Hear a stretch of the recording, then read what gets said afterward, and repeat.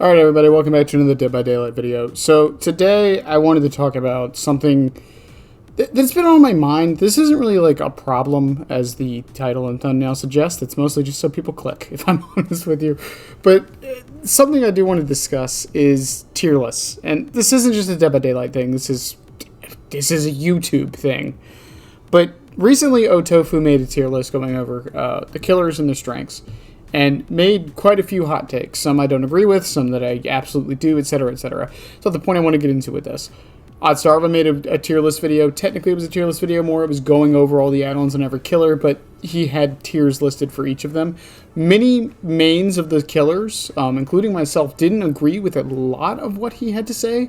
To be fair to Odds, that wasn't the point of his video. It was more to discuss the add-ons rather than actually ranking them. And there's many others. It's not just those two. Those are just the two big notable ones that have recently happened. However, I want to go over with the points of tier lists. And not just the point of them, the problem I have with them, and more so how the community tends to take them. Now, what do I mean by that? So, what is the purpose of a tier list?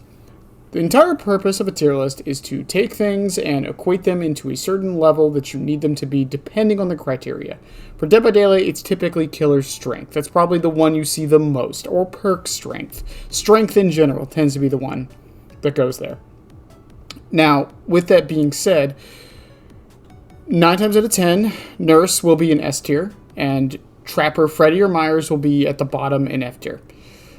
Blight and Spirit will usually be in S tier as well, and then from there it's anyone's game, and it's usually that's where the diversion happens.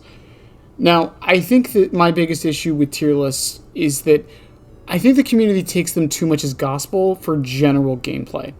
And the thing I mean by that is if you look at Otofu's tier list, while I don't agree with a lot of it, if you look at the perspective he's coming from, I actually do agree with it.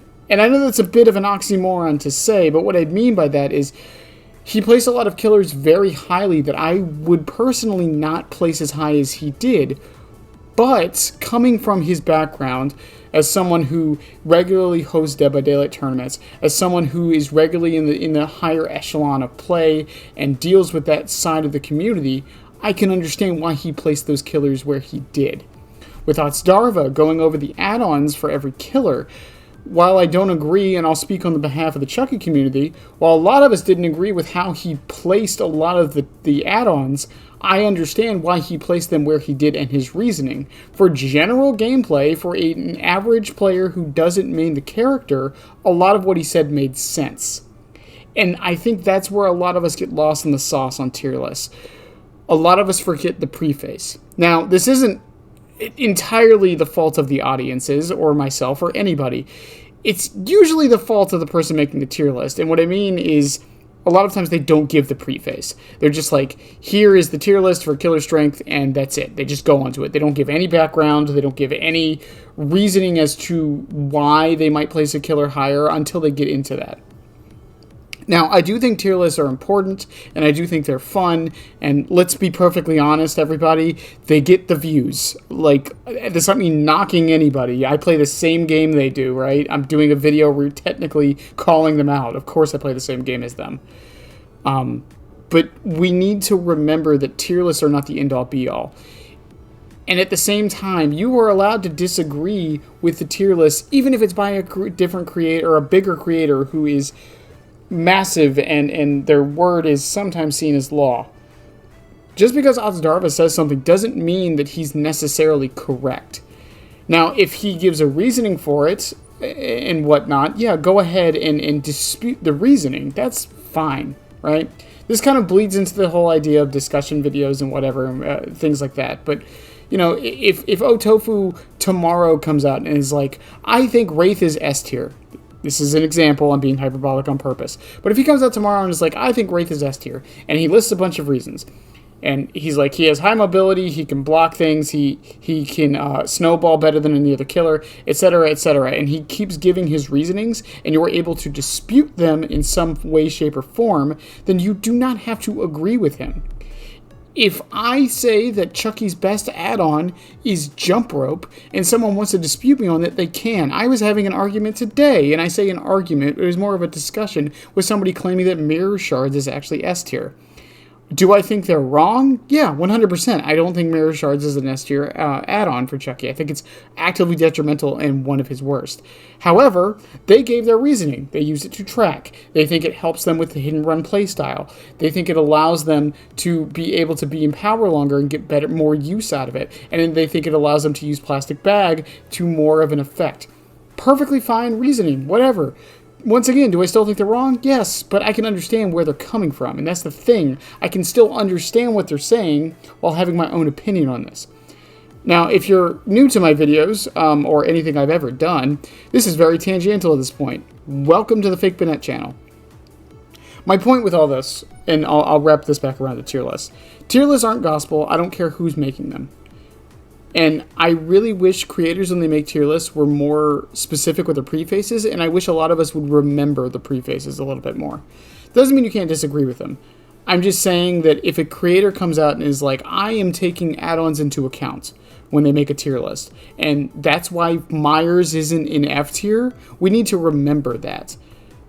Same thing with like perks and such. It's like, oh, well, this is for general gameplay. This isn't for top MMR. This isn't for comp. And if they do say it's for comp, it's going to be a completely different tier list. And once again, I think that's something we all forget.